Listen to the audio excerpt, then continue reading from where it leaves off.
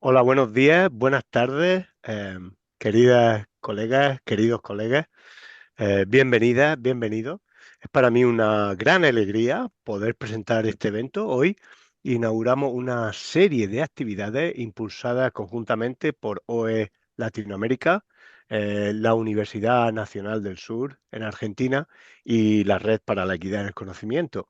En primer lugar, quisiera transmitir nuestro más sincero agradecimiento a nuestras compañeras y compañeros Nancy Ferracuti, Víctor Ferracuti de la Universidad Nacional del Sur, a Tom Frith, productor de la Knowledge Equity Network, y a Marcela Morales, que es codirectora ejecutiva de OI Global.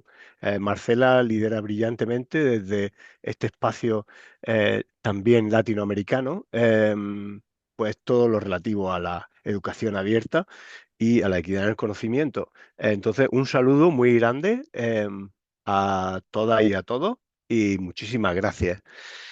Hoy es un día importante, hoy es un día, yo diría que memorable, porque vamos a abrir una nueva puerta y vamos a comenzar a desarrollar un marco de encuentro para el reconocimiento mutuo y para la construcción compartida. ¿Cuál es el objetivo? Pues avanzar en las prácticas educativas abiertas, la ciencia abierta, la democratización del conocimiento y, bueno, en la equidad en el conocimiento, por supuesto. Y es que la equidad en el conocimiento es un campo que está muy vivo, un campo muy fértil, lleno de creatividad, de rigor y de impacto. Y esto, sobre todo en el mundo de habla hispana, con todos mis respetos para las demás áreas culturales, partes del mundo, creo que el mundo de habla hispana destaca globalmente por la calidad, por la vida que trae a este campo de acción y de conocimiento, ¿no? Y bueno, ¿y por qué estamos haciendo esto hoy en español? Bueno, pues porque las lenguas no son solo un instrumento para transmitir ideas, las lenguas son también repositorios de pensamiento que nos permiten imaginar, que nos permiten aspirar de una forma más particular, más contextual, con un diálogo más situado, más participativo, más democratizador. Y bueno, yendo un poco al evento de hoy. El objetivo hoy es presentar una visión un tanto caleidoscópica, una visión, digamos, de pequeño mosaico que nos ayude a entender cuál es nuestro potencial, cuál es la riqueza de enfoque en el mundo de habla hispana en lo que se refiere a la construcción de propuestas de equidad en el conocimiento. Y bueno, pues termino ya esta breve presentación del evento. Ya saben que este es el primero, tenemos una serie de 5 eventos planeada para los próximos meses. Y bueno, para inaugurar la sesión de hoy, bueno, para inaugurar, digamos, esta serie de eventos, en la sesión de hoy, tenemos el privilegio de contar con 3 ponentes con una trayectoria profesional extraordinaria. Son 3 voces valiosísimas, cada una con su propio acento y unidas todas por un compromiso muy profundo con la educación de calidad, la educación abierta, la educación innovadora y la educación socialmente significativa. Entonces, en primer lugar, tenemos a la profesora doctora Rosabel Roch Vila, que es doctora en pedagogía, catedrática de tecnología educativa en la Universidad de Alicante, es vicerrectora de formación permanente y lenguas de esta universidad en España y también es directora de la Cátedra UNESCO de Educación, Investigación e Inclusión Digital. Y bueno, su trayectoria reúne un liderazgo académico, una investigación de alto nivel y una contribución muy sostenida a la innovación educativa, a la transformación digital de la universidad. Y bueno, esto no lo hace solamente como investigadora, sino también a través de puestos de alta responsabilidad. Muchísimas gracias, Rosabel. Voy a presentar también a nuestra segunda invitada, mi compañera Diana Hernández Montoya, que es investigadora y coordinadora en la Universidad Estatal a Distancia de Costa Rica, la UNED, donde desarrolla desde hace 18 años una labor muy destacada, ejemplar diría yo, de educación, innovación, tecnología. También trabaja con recursos educativos abiertos. De hecho, estamos escribiendo un capítulo juntos sobre este tema de inteligencia artificial y recursos educativos abiertos. Y bueno, Diana ha sido miembro de la junta directiva de Open Education Global y su perfil integra pues, liderazgo de proyectos y una profunda sensibilidad por el talento humano, una gran creatividad, compromiso institucional. Muchísimas gracias, Diana. Y nuestra tercera invitada, last but not least, como se dice en inglés, María Jesús Honorato Errázuriz. Mi amiga María Jesús, bienvenida. María Jesús es decana de la Facultad de Educación de la Universidad de las Américas en Chile. Es profesora de Ciencias Naturales y Biología, tiene más de 25 años de experiencia en reforma curricular y transformación de la educación superior. Y bueno, ha contribuido de manera decisiva en su país y más allá al diseño e implementación de políticas educativas, también desde esferas gubernamentales. Y bueno, ha hecho muchísimo también por la calidad en la formación docente. Y bueno, es un orgullo también muy grande contar aquí con ella. Así que muchas gracias a nuestras tres invitadas, muchas gracias a las personas que están contribuyendo a que este esfuerzo sea un éxito. Y vamos a comenzar a abrir camino y a dar fuerza a esta conversación colectiva. Entonces, le cedo la palabra a nuestra compañera y amiga, la profesora Rosabel Roch Vila. Bienvenida, Rosabel.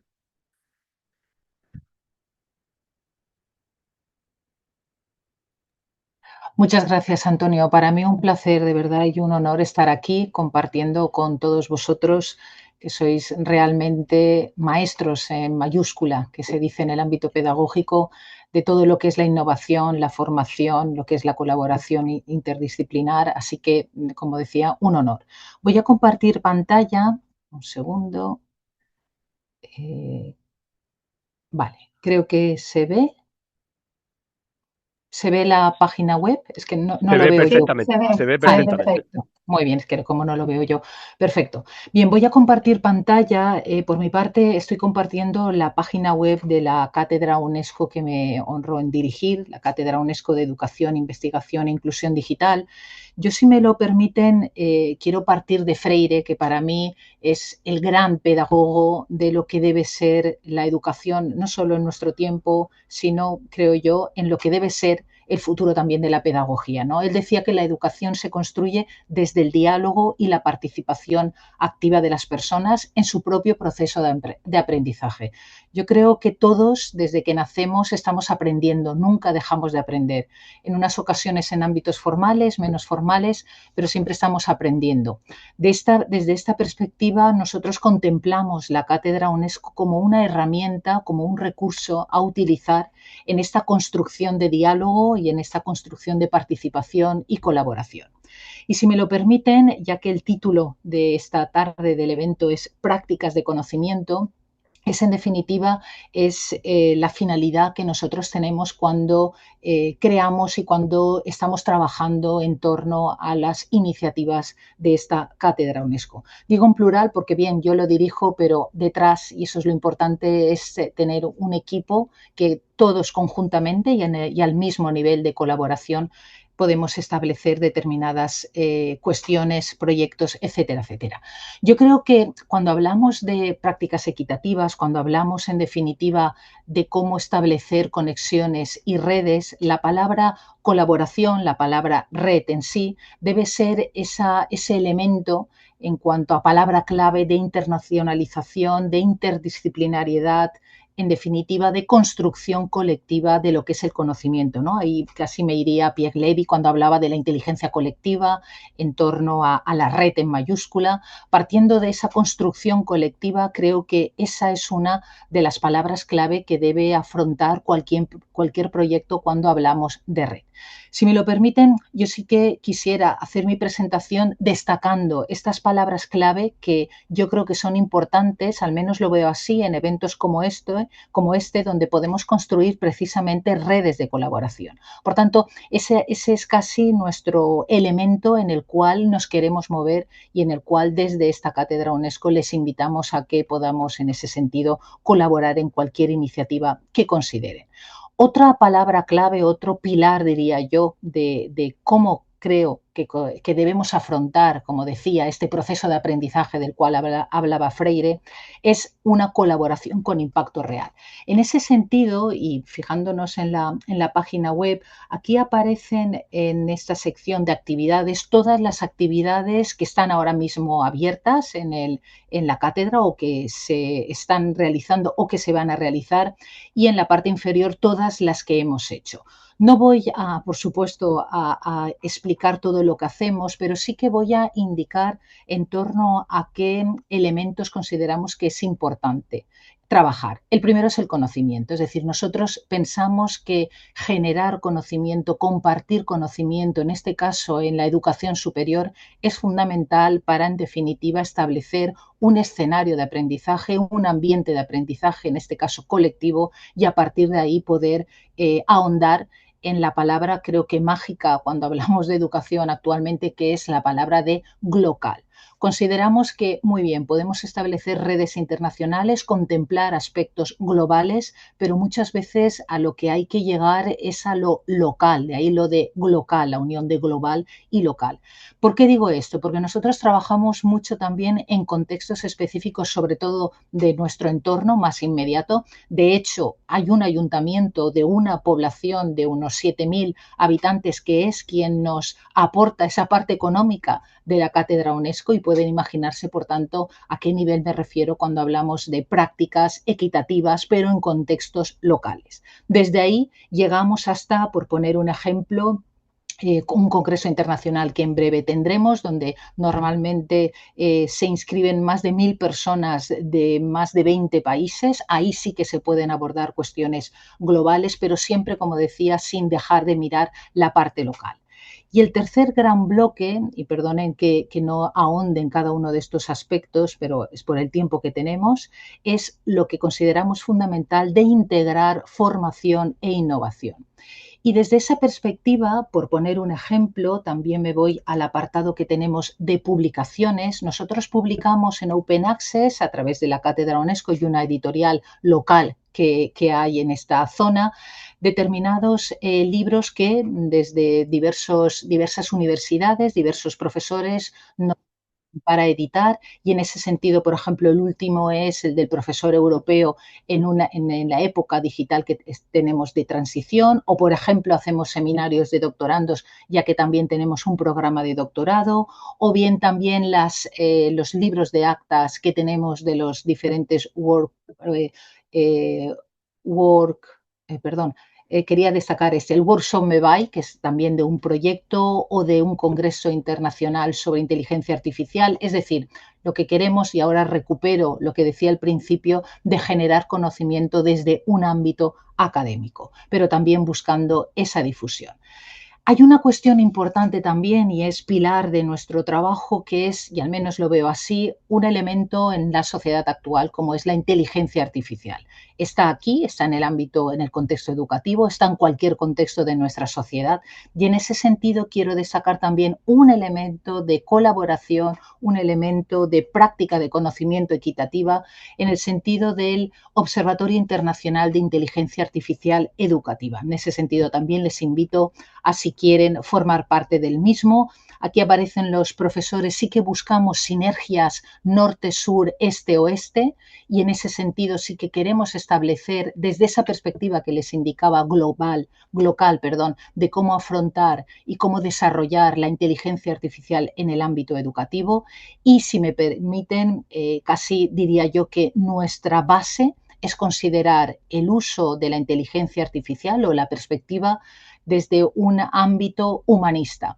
Ahí recupero el libro de Humberto Eco, ¿no? Cuando hablaba de apocalípticos e integrados. Yo creo que no debemos, como él también muy bien al final sintetiza, no debemos estar, yo creo que ni en un polo ni el otro, lo que casi deberíamos ser es integrados, pero teniendo en cuenta una perspectiva crítica desde la apocalipsis, entre comillas. Es decir, lo que tenemos que afrontar es ese pensamiento crítico hacia ese uso de la inteligencia artificial, y a partir de ahí utilizar la inteligencia artificial para establecer el conocimiento del cual les hablaba.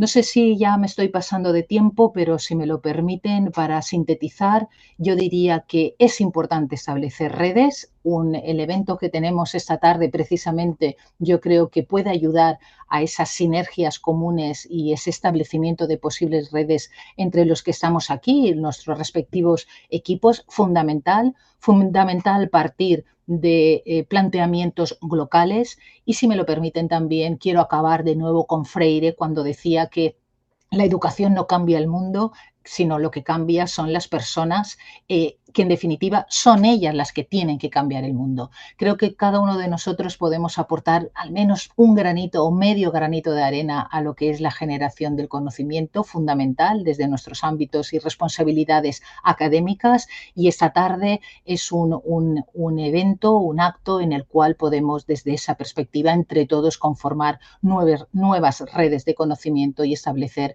nuevas sinergias de colaboración. Muchas gracias. Muchísimas gracias, Rosabel. Fantástico. Estamos muy emocionados de poder estar aquí y de aprender más sobre la Cátedra UNESCO y estoy seguro de que muchos de los participantes, muchas de las participantes podrán incorporarse de alguna forma a este fantástico trabajo. Luego compartiremos los enlaces. Y muy bien, encantado. Damos paso ahora a Diana, Diana Hernández Montoya. Muchas gracias, Diana. Gracias, Antonio. Buenos días, buenas tardes a todos y a todas. Eh, Voy a dar inicio con mi presentación. Listo. Bueno, un gusto estar aquí y también muchísimo encantadísima de hablar en nuestro maravilloso idioma, el español. Me encantan todos, pero pues obviamente tengo una predilección por el idioma, ¿verdad? Que nací escuchando.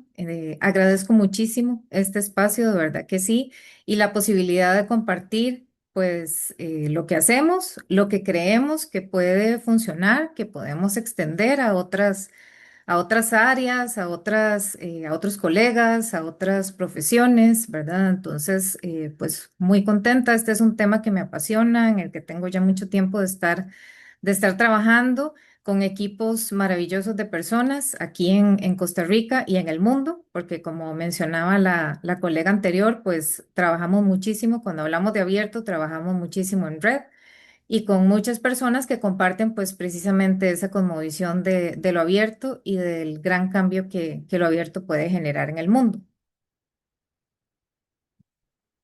Bueno, ese es uno de los tantos edificios de la UNED. Nada más quiero rescatar que es una universidad a distancia, es la única a nivel de Costa Rica y que es la segunda en cantidad de estudiantes en nuestro país y pues también estudiantes del extranjero y que atendemos poblaciones muy diversas, ¿verdad? Entonces, tenemos desde las poblaciones jóvenes que deciden estudiar a distancia, que no era lo más común hace unos años, sin embargo, ahora sí. Tenemos poblaciones de adultos, tenemos poblaciones también de privados de libertad, de pueblos originarios, de personas que tienen algún tipo de necesidad especial, ¿verdad? Y además de toda la oferta abierta, de programas que son abiertos y también de programas de formación específica para cualquier población que esté interesada en aprender sobre diferentes temas, que ya no conforman una carrera, pero que sí son cursos de aprovechamiento, pues que le permiten desarrollar destrezas y habilidades. Este es el espacio en el que yo trabajo, que se llama Catrare, que es un laboratorio de fabricación o Fab Lab. Y como empezamos en el mundo de lo abierto hace muchos años, integrándonos al Open Courseware, que así era como se llamaba en ese momento, actualmente Open Education Global, esa fue nuestra primera mirada a lo abierto que hemos ido trasladando en el tiempo a la práctica, a vivencias, que es algo de lo que quiero compartir con ustedes, que creo que es muy importante. No hemos abandonado la parte de seguir aprendiendo, la parte teórica, que es importante, pero también entonces buscamos trasladar todos esos aprendizajes y todas esas posibilidades a la práctica. Entonces, estas son algunas fotografías del espacio en el que trabajo, ¿verdad? con mucha gente y en el que recibimos a muchísimas de esas poblaciones que les mencionaba ahora.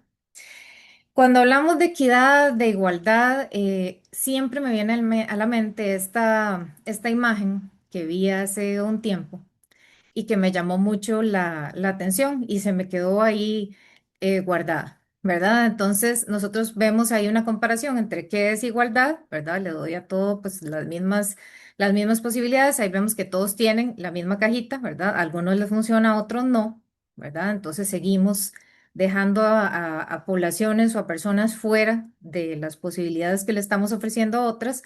Y cuando hablamos de equidad, entonces, pues tenemos que buscar soluciones para que nadie se quede fuera, ¿verdad? Para que todos puedan disfrutar y apreciar las potencialidades de aquello que les estamos ofreciendo, ¿verdad? Entonces, es complejo, ¿verdad? Pero a mí me gusta esta imagen porque cada vez que planteamos una práctica o que planteamos un proyecto en los espacios en los que trabajamos en la universidad, pues pensamos cómo vamos a pasar de darles a todos esa cajita nada más a ver cómo vamos a adaptar lo que estamos haciendo para que de verdad sea equitativo, para que de verdad haga una diferencia. Y entonces me encontré, bueno, buscando esta imagen, encontré que ahora hay adaptaciones de esta imagen. Esta, por ejemplo, entonces ya vemos que ya no son tres niños, ¿verdad? O tres masculinos, sino que ya hay una inclusión femenina, ¿verdad? Y vemos entonces también, pues, esa misma comparación. Al final es como si estuvieran las cajitas ahí.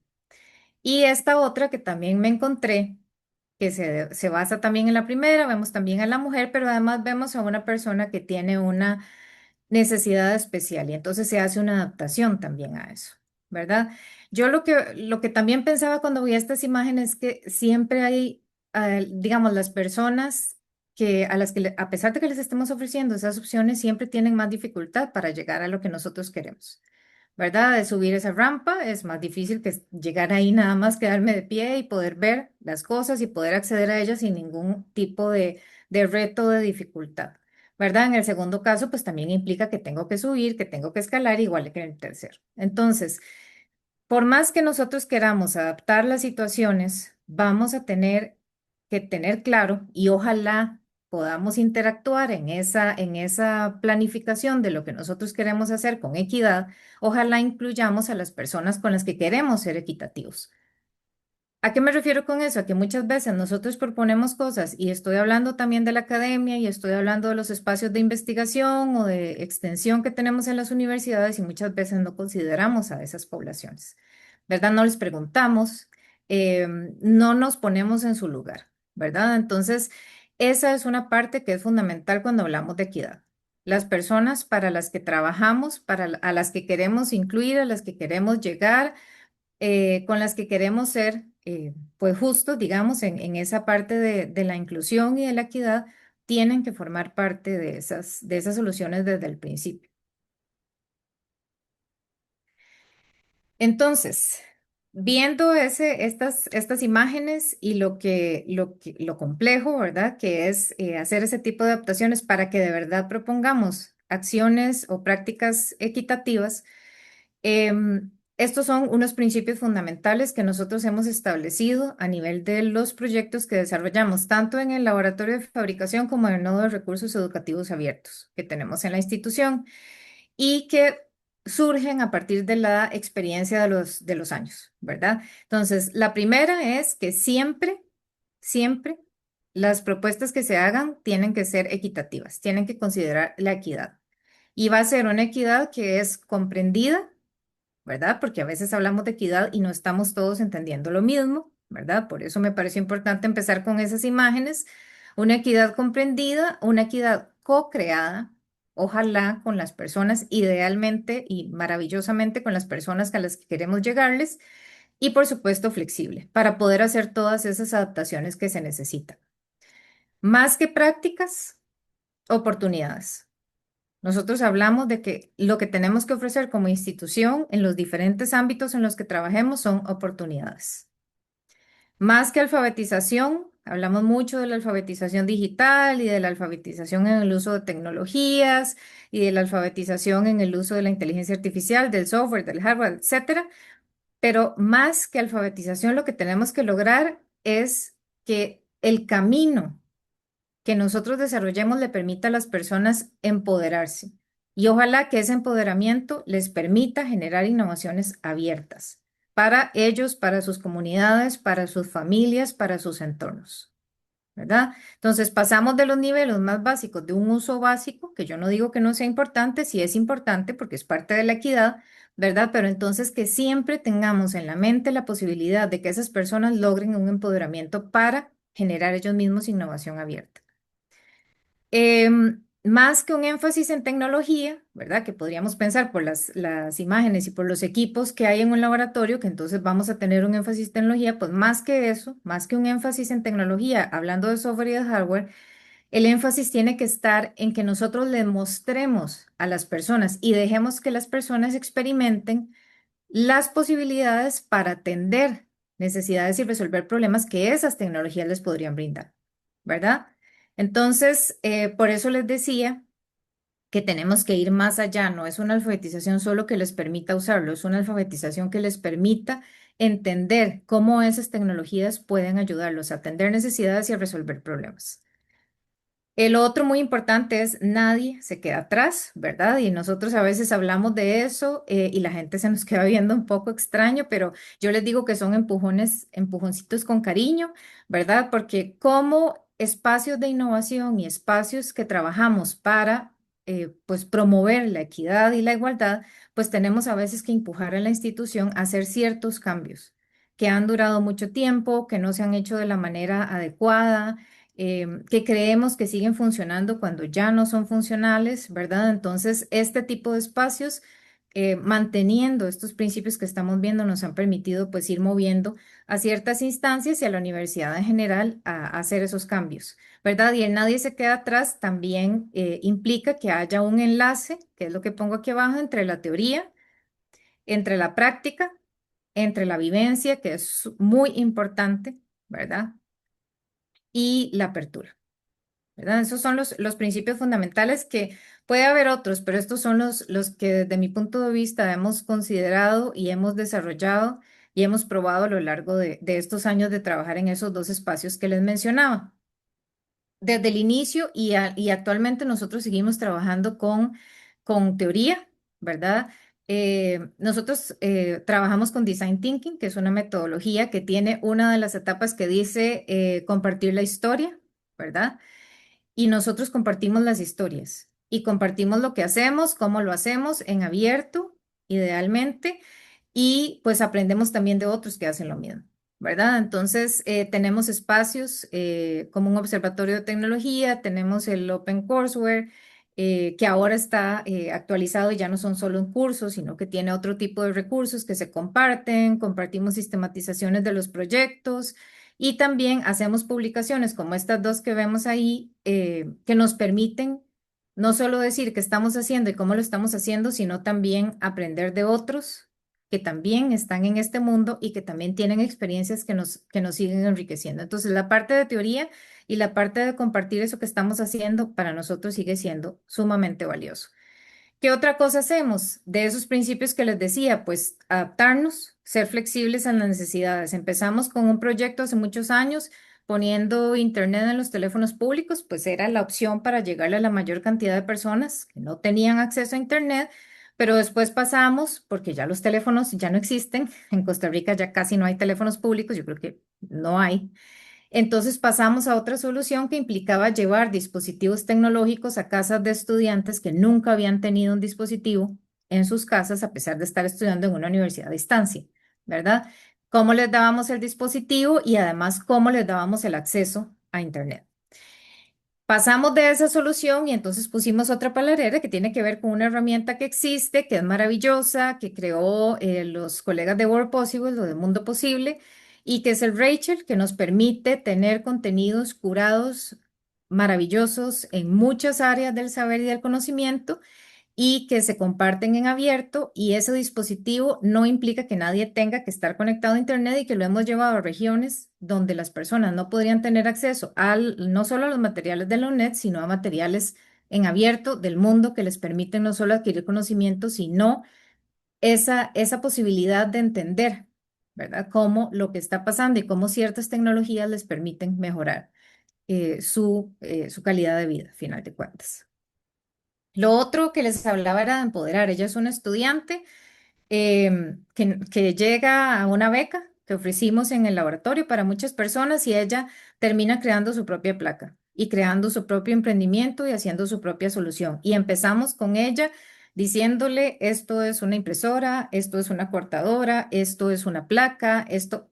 Así empezamos. Y ella termina creando su propia placa. Eso es a lo que me refiero un poco, un ejemplo de cómo podemos nosotros, está bien, trabajar la parte de alfabetización, pero entonces ir pensando que haya un uso, luego un aprovechamiento y luego un empoderamiento para la innovación, porque entonces esto le permite a ella no solo crear su emprendimiento, sino apoyar también en su casa a sus hijas, motivándolas, digamos, a que también conozcan esas tecnologías y puedan crear a partir de esas tecnologías, que eso es para nosotros lo más importante, también la movilización que podemos dar en los núcleos familiares.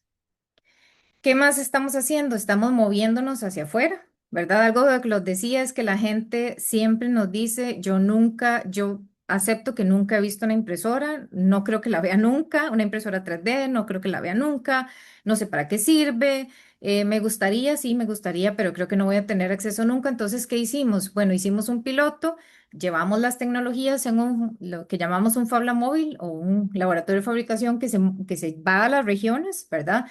Y que tratamos de que con talleres y con experiencias, con vivencias, las personas logren entender las capacidades y las posibilidades que tienen estas tecnologías y luego vemos cómo integramos esas tecnologías a las vidas y a las situaciones cotidianas de esas personas, manteniéndolos ciertas de ellas en las comunidades, ¿verdad? Entonces, esta es otra de las formas en las que vivimos esos principios que les mencionaba. Este es otro ejemplo. Tenemos estudiantes, como les decía, con necesidades especiales. Este es el caso de una estudiante no vidente a la que solo se le daba la opción de hacer un trabajo final, esperando que pudiera, en este caso, cazar insectos, siendo no vidente, y además ubicarlos de cierta manera. Entonces, ¿qué hicimos? Pues una adaptación. Una adaptación utilizando las posibilidades y las ventajas de la impresión 3D, ¿verdad? Y entonces le ofrecimos la posibilidad de que ella realizara la actividad que le estaban pidiendo, pero con una adaptación que nosotros estábamos brindándole, ¿verdad? Como institución, porque eso es parte de esas dos cajitas que vimos. Entonces, los otros podían hacer ciertas cosas y podrían cumplir de cierta manera, pero ella necesitaba un apoyo extra, sin que eso implique que nosotros le estamos quitando la posibilidad de que ella se sienta capaz de realizar una tarea que es lo que se le está pidiendo en este caso. Entonces, este es otro ejemplo de cómo esas tecnologías nos permiten resolver situaciones, ¿verdad? Y este es el último, que tiene que ver con cómo hacemos para que las personas, en este caso, aprendan sobre genética de poblaciones y sobre paternidad, etcétera, utilizando juegos que les permiten entender esos conceptos, pero más importante que eso, llevarlos a la práctica con sus estudiantes porque es para profesores de ciencias, ¿verdad? Y cómo los adaptamos y cómo mejoramos, digamos, ese conocimiento. Si quieren conocer más del laboratorio, ayer se publicó este podcast maravilloso de OI Global que habla sobre el Fab Lab y sobre otras experiencias que hemos desarrollado en esta línea de lo equitativo y de lo igualitario, y ahí están las referencias. Muchísimas gracias. Muchísimas gracias, María Jesús, perdón, Diana, muchísimas gracias. Es fantástico como la atención a todos los detalles, a todo lo que es la implementación, en fin, importa tantísimo más como las políticas, ¿no? Y bueno, damos paso ahora a María Jesús Honorato. La pantalla es tuya, María Jesús.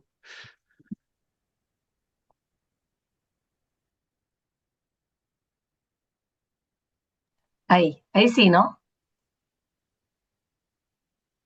Perfecto.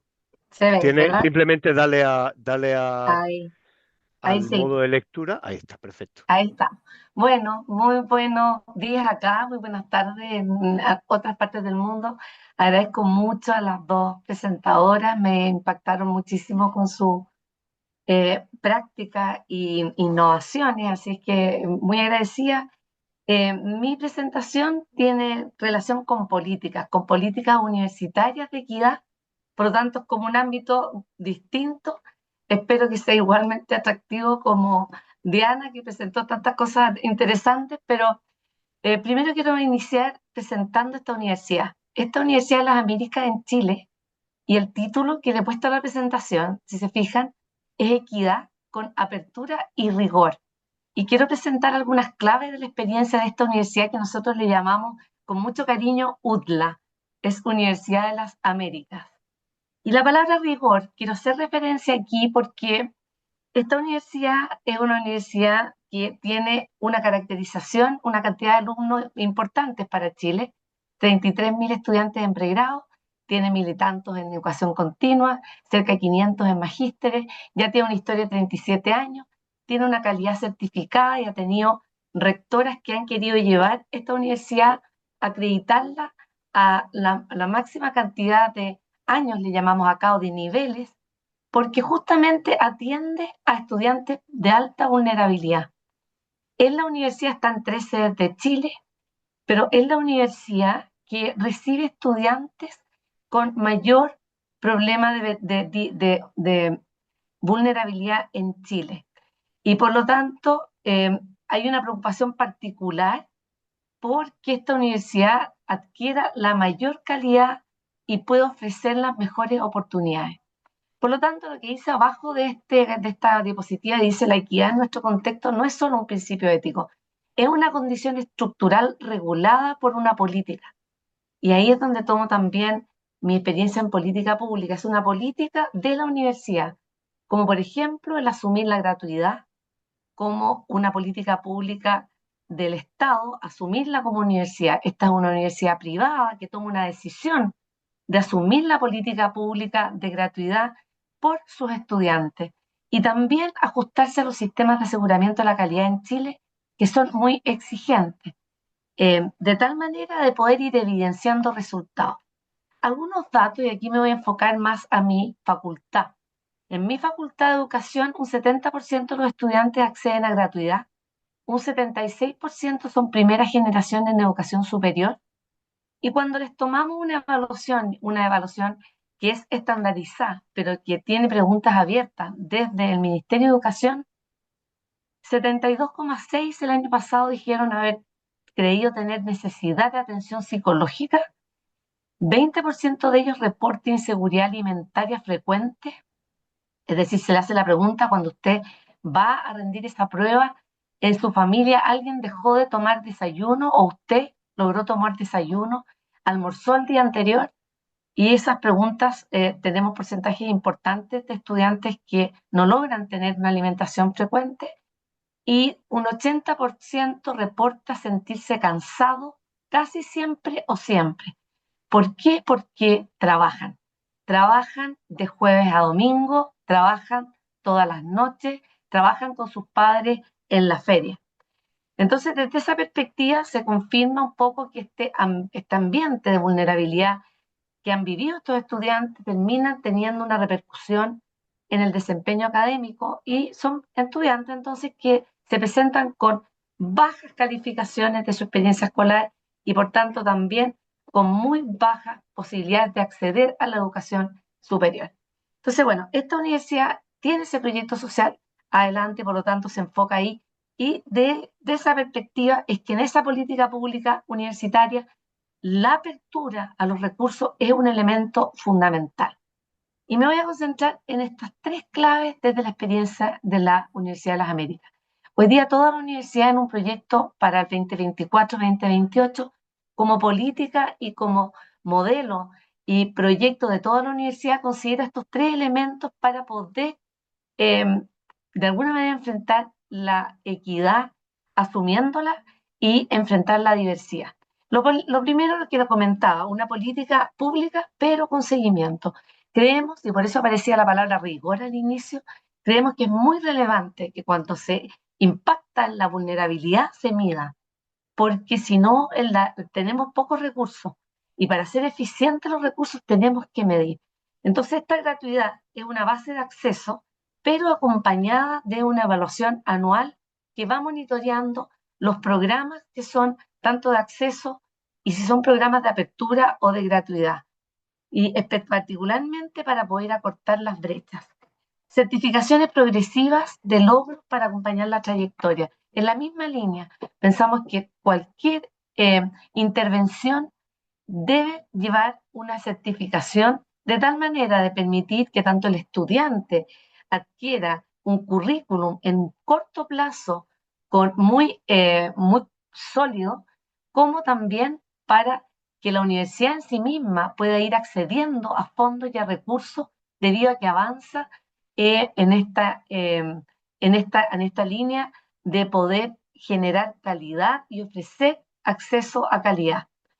Una segunda clave tiene que ver con la apertura y la tecnología con propósito.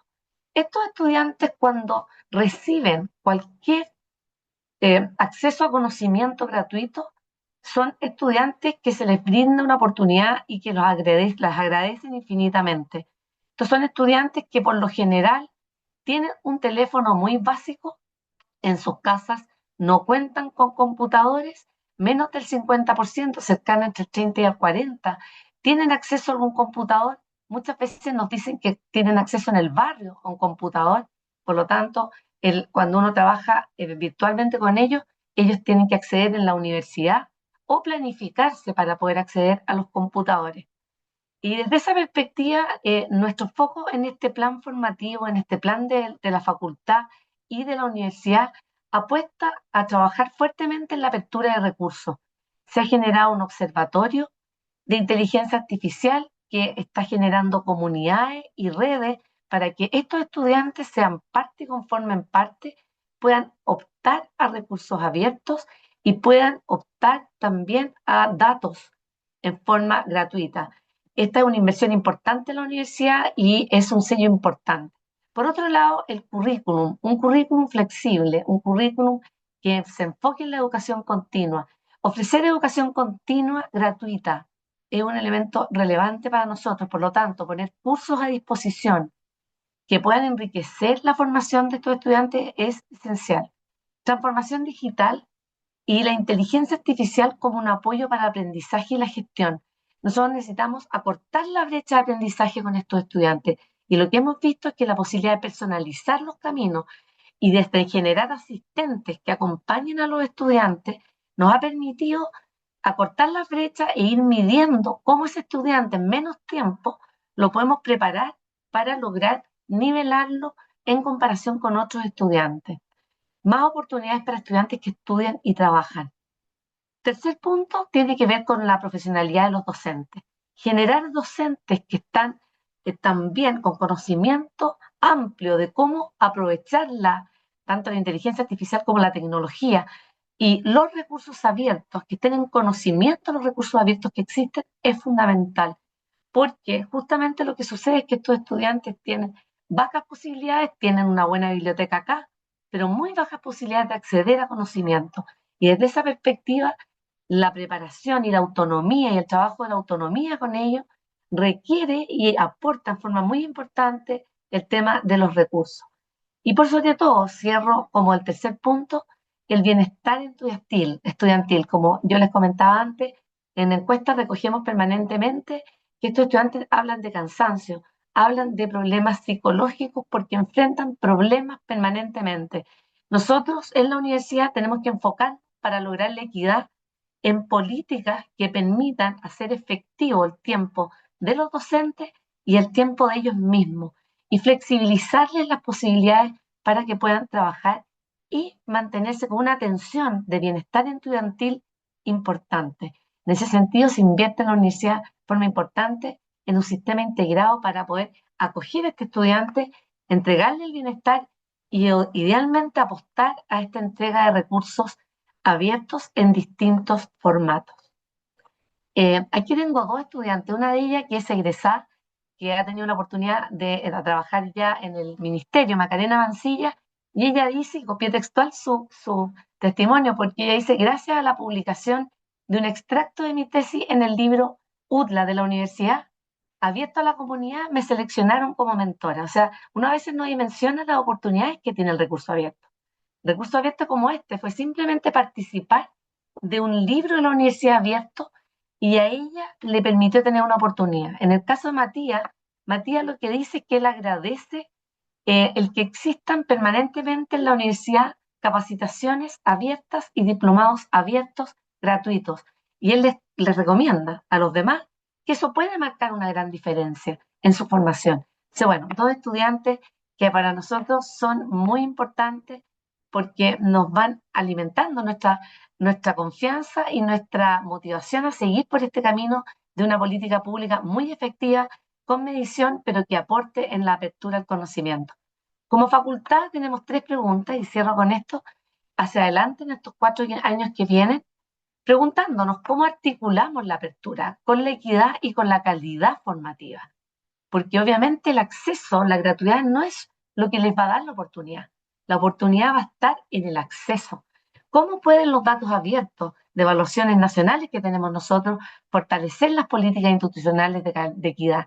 ¿Qué significa calidad docente para un estudiante que viene en un contexto con este nivel de vulnerabilidad? ¿Y cómo puede la tecnología, los apoyos digitales, reducir las brechas de aprendizaje, ampliar las oportunidades para estudiantes en contextos de vulnerabilidad? Estos son 3 problemáticas que tenemos delante como desafío, como facultad.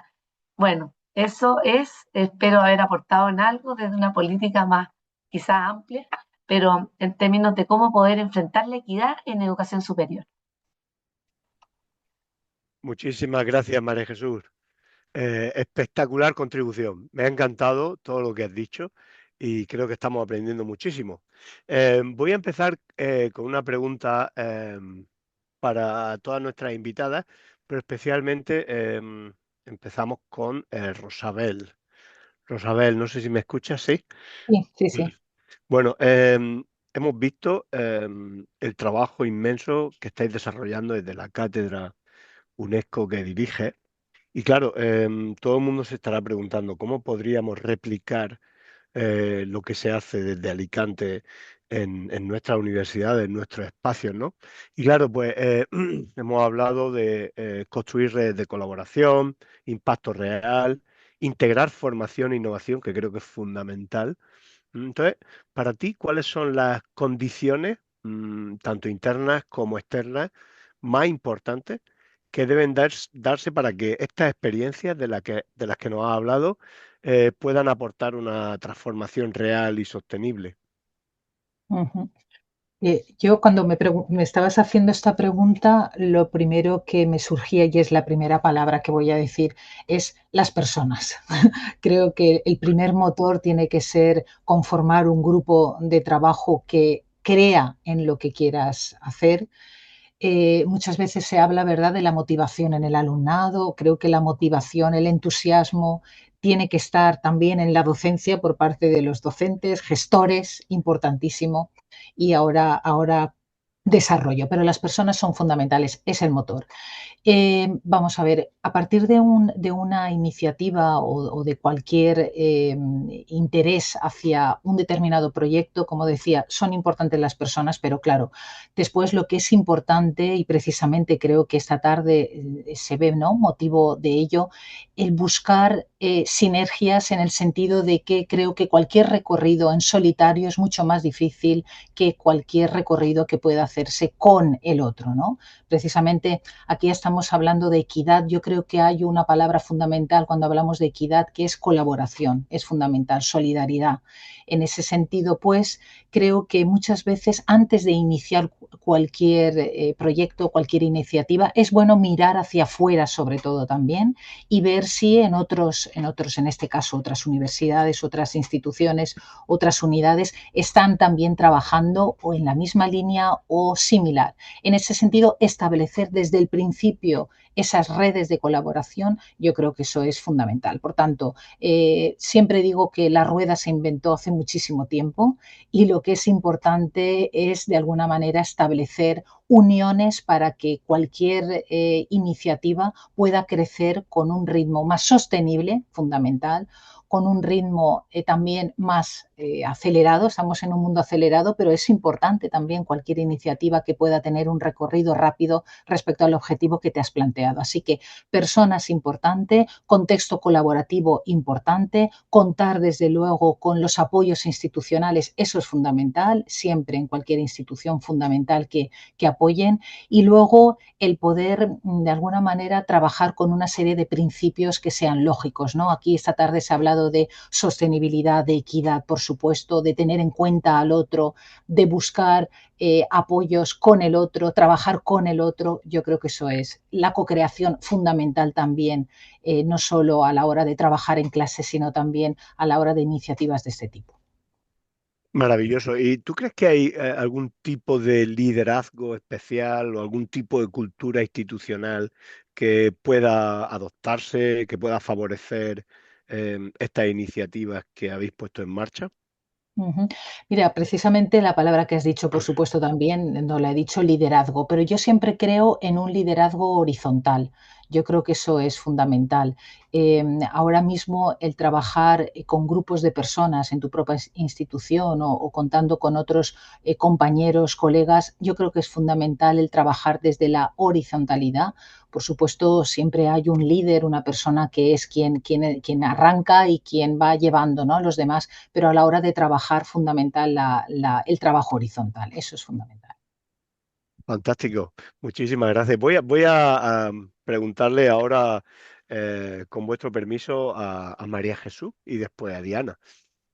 María Jesús, vamos a ver, todo esto que nos has estado contando es ejemplar. De hecho, yo no conozco muchos países en el mundo donde suceda algo así.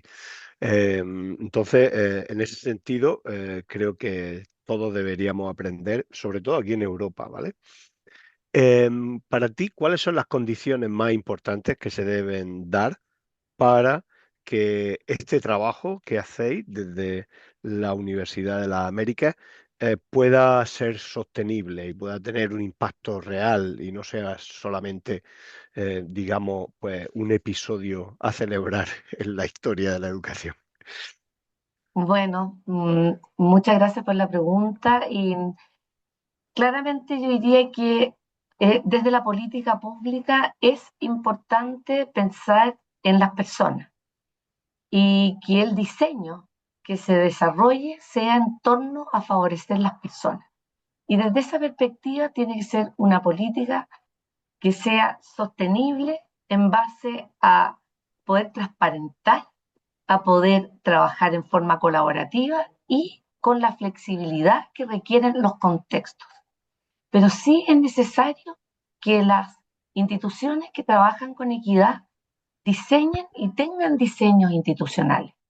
Y estoy muy de acuerdo, voy a sumarme a la respuesta de Diana, creo que fue, perdón, Diana, sí, de Diana, respecto a, al liderazgo. Es decir, es un diseño con un liderazgo horizontal distribuido. Hoy día, para poder llegar en forma urgente, con los tiempos, con la rapidez con lo que está, como está sucediendo todo en forma tan acelerada, y el cómo nos estamos distanciando y en vez de acortar la brecha, en muchos casos, por ejemplo en la pandemia, nos sucedió que lanzamos unas políticas públicas interesantes, efectivas, pero finalmente no teníamos acceso de parte de la vulnerabilidad en torno, por ejemplo, a lo digital. Hoy día seguimos con ese problema. Entonces, mientras no hay un diseño desde la política para dar acceso, mientras no haya una posibilidad de hacer un trabajo abierto, con recursos abiertos y poder trabajar en forma colaborativa, creo que también se ve compleja la política en términos de que sea sostenible. Muy bien, fantástico. Muchísimas gracias. No, no, desde luego coincido plenamente. He visto que hay preguntas también en el chat. Hay una de Víctor Ferracuti para Diana. Diana está ahí, hola. Sí, aquí estoy. Sí, bueno, pues Víctor nos pregunta qué prácticas de educación abierta están demostrando mayor impacto en contextos de falta de equidad, ¿vale? En tu opinión. Bueno, las que se comparten. Tenemos muchas prácticas que las personas realizan que ni siquiera saben que son prácticas que pueden convertirse en ejemplos y en prácticas en otros espacios que no se comparten, que están ahí guardadas, ¿verdad? Y que no se dan a conocer. Entonces, las que se comparten en primera instancia y en segunda instancia, las que tienen esa posibilidad de ser adaptadas, de ser flexibles, de integrarse a diferentes contextos. Esas son también muy valiosas, ¿verdad? Porque si yo no puedo adaptar la práctica, pues difícilmente pues me va a ser útil, ¿verdad? Entonces las que se pueden adaptar, las que tienen esa capacidad, esa flexibilidad, son muy importantes. Sí, muchísimas gracias. No, es cierto, las cosas que son reutilizables y que son transferibles y que son Mm, apropiables son las que funcionan mejor. Volviendo claro. un poco, muchas gracias, Diana. Volviendo un poco a Rosabel y pensando en el futuro más inmediato, Rosabel, ¿dónde ves las mayores oportunidades? ¿En qué campo de trabajo, en qué área ves las mayores oportunidades y también los retos más urgentes? Para seguir fortaleciendo todo este tipo de iniciativas que ponemos en marcha, tanto en tu espacio como más allá. Ujú. Escuchando a las compañeras, que la verdad las felicito por sus intervenciones, han sido, vamos, lo que decía al principio, uno siempre aprende, ¿verdad? Pues hoy he aprendido mucho. Yo creo que en el ámbito educativo, ahora mismo, por supuesto, el elemento de tecnología es fundamental. Todo el elemento de inteligencia artificial, por eso lo comentaba antes, es fundamental, pero una cosa importantísima, no debemos pensar en la tecnología como aquel objeto de estudio. Lo que debemos pensar realmente es en los problemas que tenemos en la escuela, en el centro de educación superior o en cualquier nivel educativo y contar con la tecnología como un aliado para afrontar esos problemas. Lo comento porque cuestiones precisamente de desigualdades, precisamente de sostenibilidad, precisamente de colaboración, precisamente, y ahora ya toco lo que para mí es fundamental, el uso de metodologías activas. Estaba oyendo cuando escuchaba las iniciativas que estáis desarrollando, todas basadas en metodologías activas. Eso es fundamental. Es decir, asumir un rol del docente y del alumno desde esa perspectiva constructivista y a partir de ahí trabajar en aquello que realmente puede desarrollarse y puede transferirse a la parte social. Por ejemplo, metodologías como aprendizaje-servicio para mí creo que son fundamentales en la sociedad en la que estamos. Si para todo ello la inteligencia, disculpen porque estoy al lado de la calle, si para todo ello la inteligencia artificial puede ser un recurso a utilizar para afrontar estos problemas que realmente están sucediendo, no en las escuelas, en la sociedad, y ahí sí que la escuela no debe estar de espaldas a la sociedad, adelante. Creo que con ello adelantaríamos mucho, sinceramente. Así que para mí, yo soy de tecnología educativa, pero soy de las quizás personas más críticas. Muchas veces me dicen, ¿seguro que eres de tecnología? Vamos, muy crítica, porque precisamente tenemos que afrontar esa perspectiva crítica hacia la tecnología y poner el foco en los problemas reales sociales que hay ahora mismo. Es lo que considero. Mm, Maravilloso, es prácticamente un sí, broche de oro, totalmente de acuerdo. Enfoques críticos, aprendizaje-servicio, por supuesto, apropiación tecnológica, transferibilidad y apertura. flexibilidad. Sí, y yo tengo una lista tremenda de preguntas, pero las vamos a tener que dejar para otra sesión. Voy a hacer una última muy breve para María Jesús, ¿vale? Y Ujú. es de mi amiga y compañera Magali Martínez de México. Magali. Y nos pregunta, ¿podría poner un ejemplo de comunidades de aprendizaje en torno a lo digital y trabajo colaborativo interdisciplinario enfocada a la profesionalización del docente? Es que eso nos olvida Ajá, también ese ya, aspecto, ¿no? sí. El desarrollo de las capacidades, ¿no? Aquí, Magali, qué rico saber de ti. Bueno, es muy relevante lo que me preguntas porque esta es una iniciativa que que valga la redundancia, iniciamos a propósito del Observatorio de Inteligencia Artificial que instalamos en la institución y que está anclada en la Facultad de Educación. Y en ese escenario es que todos los docentes académicos de la facultad participamos y nos distribuimos en comités temáticos comités editoriales temáticos, te diría, que se reúnen con una frecuencia de una vez al mes para hacer una revisión y una curatoría del material temático en relación. Por lo tanto, eso nos ha significado una cosa bien práctica, el poder reunirnos en torno a un observatorio que está abierto, que se abre a los estudiantes, que tiene un sentido profundo para nosotros porque tiene relación con lo que hablábamos de la equidad, pero en forma práctica estructuramos el trabajo colaborativo, transversal, interdisciplinario, que es otra clave. En este caso, generamos más, favorecimos lo interdisciplinario que lo disciplinario en la perspectiva de lo pedagógico, que es lo que nos interesa. Y llevamos un año de ese trabajo, ha sido gratificante para las personas que están adentro, muy novedoso para ellos encontrarse con este observatorio, porque muchos no lo conocían. Hablábamos de mucho desconocimiento. Bueno, a veces estas iniciativas que se inician con escasez de tiempo, etcétera, resultan muy, finalmente, muy potentes para el desarrollo profesional. Así que esa fue la iniciativa. Muchísimas gracias. También otro broche de oro. Creo que vamos un poco ajustados de tiempo y por eso voy a cerrar. Pero antes de nada quería decir que hay una pregunta en el chat que es mucho mejor que cualquiera de las preguntas que yo tenía en mi libreta mexicana, que podemos hablarlo otro día. Esta pregunta de qué modelos de gobernanza universitaria favorecen la transformación digital, inclusiva y sustentable. Me encanta esa pregunta y creo que debemos tratarla en nuestras siguientes sesiones. Y bueno, quería agradeceros a todas vosotras y a todos vosotros por vuestra participación, por esta experiencia de conocimiento compartido y por esta primera sesión fantástica de nuestra serie de eventos. Creo que alguien va a compartir los enlaces las ligas, como se dice en América, que se han compartido durante esta presentación. Por ejemplo, la liga a la página web de la Cátedra UNESCO de Rosabel, la liga a la página web de la Universidad de las Américas, etcétera. Y todo lo que ha puesto Diana también. Si no es así, si no se comparte ahora, lo compartiremos en la página web donde se haga una especie de resumen del evento o se les mandará por correo electrónico. Muchísimas gracias a todos y a todos. Muchísimas gracias, Marcela, Nancy, Víctor, Tom, María Jesús, Diana y Rosabel. Un placer verle y nos vemos en la siguiente. Muchas gracias. Muchísimas gracias, Antonio, y felicidades por la organización. Adiós, Adiós, adiós a muchas todos. gracias. Un De abrazo. corazón. Muchísimas Un abrazo. gracias.